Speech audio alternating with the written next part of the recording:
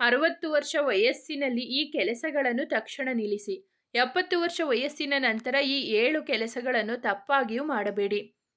ವೃದ್ಧರು ಪ್ರತಿದಿನ ಹೇಗೆ ದುರ್ಬಲರಾಗುತ್ತಾರೆ ಸ್ನೇಹಿತರೆ? 50 ವರ್ಷಗಳ ನಂತರ ದೇಹವು ಇದ್ದಕ್ಕಿದ್ದಂತೆ ದುರ್ಬಲಗೊಳ್ಳುವುದಿಲ್ಲ. ನಮ್ಮ 7 ದೈನಂದಿನ ಅಭ್ಯಾಸಗಳು ಕ್ರಮೇಣ ದೇಹವನ್ನು ದುರ್ಬಲಗೊಳಿಸುತ್ತವೆ. ಹೌದು, ನಾವು ವರ್ಷಗಳಿಂದ ಮಾಡುತ್ತಿರುವ ಅದೇ ಅಭ್ಯಾಸಗಳು. ಆದರೆ ಈ ಸಣ್ಣ ತಪ್ಪುಗಳಿಂದಾಗಿ ಕಾಲುಗಳ ಬಲ ಕಡಿಮೆಯಾಗುತ್ತದೆ. ಮೆದುಳು ಮೊದಲಿನಂತೆ ತೀವ್ರವಾಗಿ ಕೆಲಸ ಮಾಡುವುದಿಲ್ಲ. ನಿದ್ರೆ ಆಗಾಗ್ಗೆ ತೊಂದರೆಗೊಳಗಾಗುತ್ತದೆ ಮತ್ತು ದೇಹವು ಪ್ರತಿದಿನ ಸ್ವಲ್ಪ ಹೆಚ್ಚು ದಣಿದಿದೆ. ನೀವು 60 ವರ್ಷಕ್ಕಿಂತ ಮೇಲ್ಪಟ್ಟವರಾಗಿದ್ದರೆ ಅಥವಾ ಮನೆಯಲ್ಲಿ ವಯಸ್ಸಾದ ವ್ಯಕ್ತಿ ಇದ್ದರೆ ಈ ಮಾಹಿತಿಯನ್ನು ಎಚ್ಚರಿಕೆಯಿಂದ ಓದಿ. ಈಗ ನಾನು ನಿಮಗೆ ತಿಳಿಸುವ ಅಭ್ಯಾಸಗಳನ್ನು ನೀವು ಪಾಲಿಸಿದರೆ ದೇಹವು 5 ವರ್ಷಗಳಲ್ಲ 10 ವರ್ಷಗಳವರೆಗೆ ಫಿಟ್ ಆಗಿ ಉಳಿಯಬಹುದು.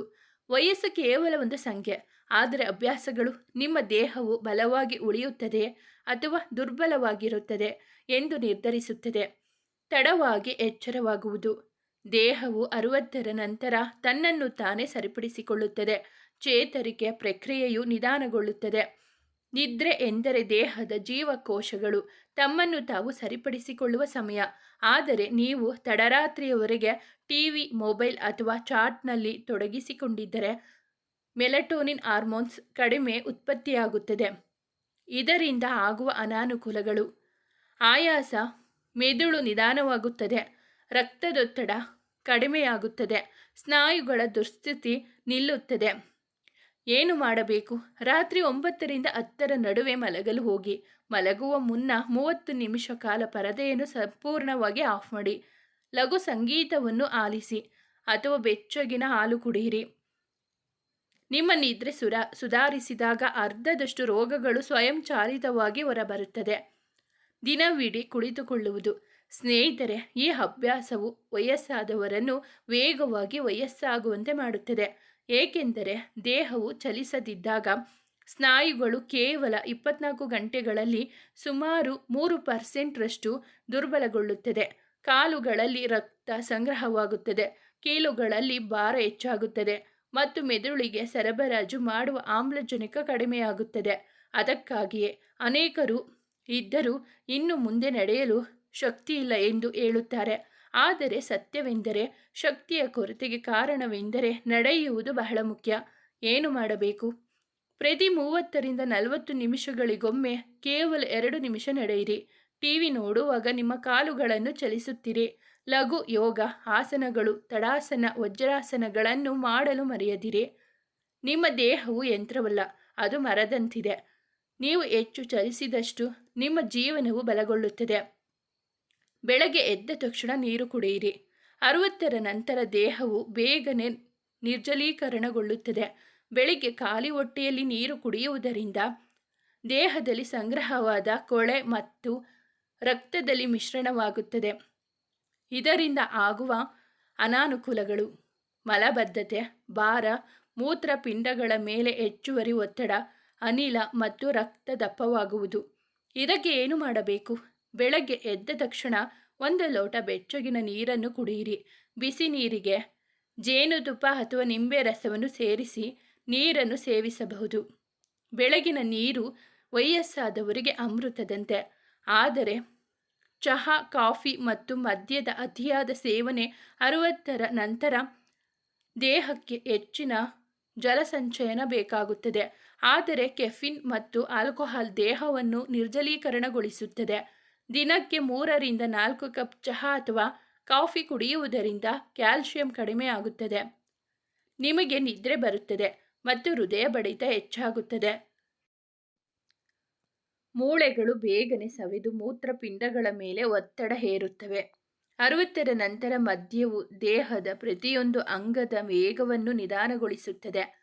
ಇದಕ್ಕೆ ಪರಿಹಾರ: ಚಹಾ ಮತ್ತು ಕಾಫಿಯನ್ನು ದಿನಕ್ಕೆ 1 ಕಪ್ಗೆ ಸೀಮಿತಗೊಳಿಸಿ. ಮದ್ಯ ಮತ್ತು ತಂಬಾಕನ್ನು ಸಂಪೂರ್ಣವಾಗಿ ನಿಲ್ಲಿಸಿ. ಬದಲಾಗಿ ತುಳಸಿ ಚಹಾ, ಶುಂಠಿ ನೀರು, ಎಳನೀರು ಕುಡಿಯಿರಿ. ತಿನ್ನುವ ಊಟವನ್ನು 30 ಸೆಕೆಂಡ್ ಆದರೂ ಚೆನ್ನಾಗಿ ಜಗಿದು ತಿನ್ನಬೇಕು. ಆತುರದಿಂದ ತಿಂದರೆ ನೀವು ವಯಸ್ಸಾದಂತೆ ನಿಮ್ಮ ಅಗಿಯುವ ಶಕ್ತಿ ಕಡಿಮೆಯಾಗುತ್ತದೆ. ಆದರೆ ಚೆನ್ನಾಗಿ ಅಗಿಯಿರಿ. ತಿನ್ನುವುದು ಎಂದರೆ ನೇರವಾಗಿ ಹೊಟ್ಟೆಗೆ ಹೊಡೆಯುವುದು.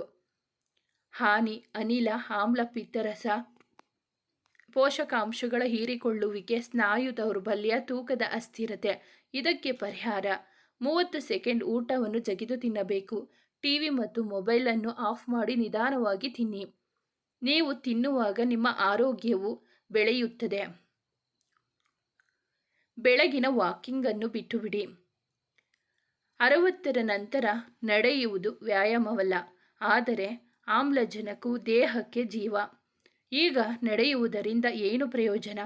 ಯಾರಾದರೂ ಹೇಳಿದಾಗ ದೇಹಕ್ಕೆ ನಡೆಯುವುದು ಹೆಚ್ಚು ಬೇಕು.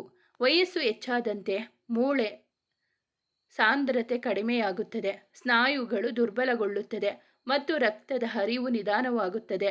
ನೀವು ಈ ಸಮಯದಲ್ಲಿ ನಡೆಯುವುದನ್ನು ನಿಲ್ಲಿಸಿದರೆ ಕಾಲುಗಳಲ್ಲಿನ ರಕ್ತನಾಳಗಳು ಗಟ್ಟಿಯಾಗುತ್ತವೆ, ನಿದ್ರೆ ತೊಂದರೆಗೆ ಒಳಗಾಗುತ್ತದೆ ಮತ್ತು ಮೆದುಳು ನಿಧಾನವಾಗುತ್ತದೆ.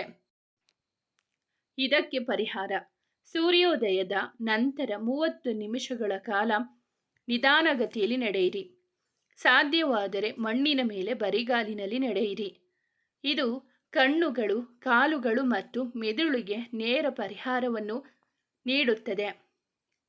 ನಡೆಯುವುದು ವಯಸ್ಸಾಗುವುದನ್ನು ನಿಲ್ಲಿಸುವುದಿಲ್ಲ, ಆದರೆ ಅದು ಖಂಡಿತವಾಗಿಯೂ ಅದನ್ನು ನಿಯಂತ್ರಣದಲ್ಲಿಡುತ್ತದೆ. ಹುರಿದ, ಬೇಯಿಸಿದ ಮತ್ತು ತುಂಬ ಸಿಹಿ ಆಹಾರವನ್ನು ತಿನ್ನುವುದು. ಸ್ನೇಹಿತರೆ, 30 ವರ್ಷಗಳ ನಂತರ ದೇಹವು ಮೊದಲಿನಂತೆ ಆಹಾರವನ್ನು ಜೀರ್ಣಿಸಿಕೊಳ್ಳಲು ಸಾಧ್ಯವಿಲ್ಲ. ಹೊಟ್ಟೆಯಲ್ಲಿ ಜೀರ್ಣಕಾರಿ ರಸಗಳು ಕಡಿಮೆಯಾಗುತ್ತವೆ, ಉತ್ಪತ್ತಿಯಾಗುತ್ತದೆ. ಯಕೃತ್ತು ಮತ್ತು ಯಕೃತ್ ನಿಧಾನವಾಗಿ ಕೆಲಸ ಮಾಡುತ್ತದೆ. ಅಂತಹ ಸಮಯದಲ್ಲಿ ನೀವು ಪ್ರತಿದಿನ ಪರಾಟ, ಸಮೋಸಗಳನ್ನು ಸೇವಿಸಿದರೆ, ನೀವು ಬಿಸ್ಕತ್ತು, ಬ್ರೆಡ್, ಚಹಾದಂತಹ ವಸ್ತುಗಳನ್ನು ಸೇವಿಸಿದರೆ ಅವು ಕ್ರಮೇಣ ದೇಹವನ್ನು ವಿಷದಂತೆ ದುರ್ಬಲಗೊಳಿಸುತ್ತದೆ. ಹಾನಿ: ಕೊಲೆಸ್ಟ್ರಾಲ್ ಹೆಚ್ಚಾಗುತ್ತದೆ, ಹೃದಯದಲ್ಲಿ ಅಡಚಣೆಯ ಅಪಾಯ ಹೆಚ್ಚಾಗುತ್ತದೆ, ಸಕ್ಕರೆ ಮಟ್ಟಗಳು ಇದ್ದಕ್ಕಿದ್ದಂತೆ ಏರಿಳಿತಗೊಳ್ಳುತ್ತವೆ, ಮೂಳೆಗಳು ದುರ್ಬಲವಾಗುತ್ತವೆ ಮತ್ತು ಹೊಟ್ಟೆ ಯಾವಾಗಲೂ ಭಾರವಾಗಿರುತ್ತದೆ.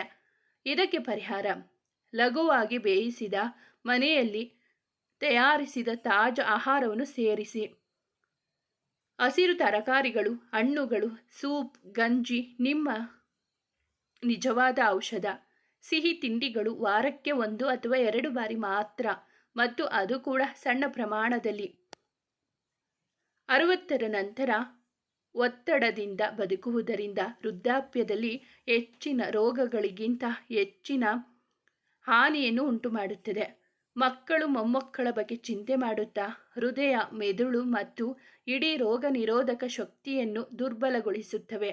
ಅದಕ್ಕೆ ಪ್ರತಿದಿನ 15 ನಿಮಿಷಗಳ ಕಾಲ ಧ್ಯಾನ ಮಾಡಿ, ದೇವರ ಹೆಸರನ್ನು ಜಪಿಸಿ ಮತ್ತು ಮುಖ್ಯವಾಗಿ ನಗುವುದನ್ನು ಮರೆಯಬೇಡಿ, ಏಕೆಂದರೆ ನಗುವಿನಷ್ಟು ಪರಿಣಾಮಕಾರಿ ಔಷಧವಿಲ್ಲ. 60ನೇ ವಯಸ್ಸಿನಲ್ಲಿ ದೇಹವಲ್ಲ, ಆದರೆ ಆಲೋಚನೆಗಳು ಹಳೆಯದಾಗುತ್ತವೆ. ಆಲೋಚನೆಗಳು ಬದಲಾದಾಗ ವಯಸ್ಸು ನಿಲ್ಲುತ್ತದೆ. ಈ 5 ಅಗತ್ಯ ನಿಯಮಗಳನ್ನು ಪಾಲಿಸಿ. ಬೆಳಗಿನ ಸೂರ್ಯನ ಬೆಳಕನ್ನು ತೆಗೆದುಕೊಳ್ಳಿ. ವಿಟಮಿನ್ ಡಿ ಮೂಳೆಗಳಿಗೆ ಮಾತ್ರವಲ್ಲ, ಮನಸ್ಥಿತಿ, ನಿದ್ರೆ, ಚರ್ಮ ಮತ್ತು ರೋಗ ನಿರೋಧಕ ಶಕ್ತಿಗೂ ಸಹ ಸೂರ್ಯನಲ್ಲಿ ಕುಳಿತುಕೊಳ್ಳುವ ಕೇವಲ 15ರಿಂದ 20 ನಿಮಿಷಗಳು ಪ್ರತಿದಿನ ದೇಹಕ್ಕೆ ಹೊಸ ಹುಮ್ಮಸ್ಸನ್ನು ನೀಡುತ್ತದೆ. ದಿನಕ್ಕೆ 7ರಿಂದ 8 ಗ್ಲಾಸ್ ನೀರು. ನಾವು ವಯಸ್ಸಾದಂತೆ ದೇಹದಲ್ಲಿ ನೀರಿನ ಪ್ರಮಾಣ ಕಡಿಮೆಯಾಗುತ್ತದೆ. ಆದ್ದರಿಂದ ತಲೆ ತಿರುಗುವಿಕೆ, ಆಯಾಸ, ಹೃದಯ ಬಡಿತ ಮತ್ತು ಮಲಬದ್ಧತೆ ಪ್ರಾರಂಭವಾಗುತ್ತದೆ. ಬಾಯಾರಿಕೆ ನಿರ್ಜಲೀಕರಣದ ಮೊದಲ ಚಿಹ್ನೆ ಎಂಬುದು ನೆನಪಿಡಿ. ದಿನಕ್ಕೆ 1 ಹಣ್ಣು. 60ರ ನಂತರ ದೇಹಕ್ಕೆ ತ್ವರಿತ ಶಕ್ತಿ ಬೇಕು. ದಿನಕ್ಕೆ 1 ಹಣ್ಣು ತಿನ್ನುವುದನ್ನು ಖಚಿತಪಡಿಸಿಕೊಳ್ಳಿ. ಮಲಗುವ ಮುನ್ನ ನಿಮ್ಮ ವಯಸ್ಸನ್ನು ಶಾಂತಗೊಳಿಸಿ. ನಿಮ್ಮ ಮೊಬೈಲ್ ಫೋನನ್ನು ದೂರವಿಡಿ. ನಕಾರಾತ್ಮಕ ಯೋಚಿಸಬೇಡಿ. ನಿಮ್ಮ ವಯಸ್ಸನ್ನು ಶಾಂತಗೊಳಿಸಿದರೆ ಆಳವಾಗಿ ಉಸಿರಾಡಿ, ಉತ್ತಮ ನಿದ್ರೆ ಮಾಡಿ. ಜನರೊಂದಿಗೆ ನಗು ಮತ್ತು ಮಾತನಾಡಿ. ಒಂಟಿತನವು ವಯಸ್ಸಾದವರ ದೊಡ್ಡ ಶತ್ರು. ಪ್ರತಿದಿನ 5ರಿಂದ 10 ನಿಮಿಷಗಳ ಕಾಲ ನಿಮ್ಮ ಜನರೊಂದಿಗೆ ಮಾತನಾಡಿ.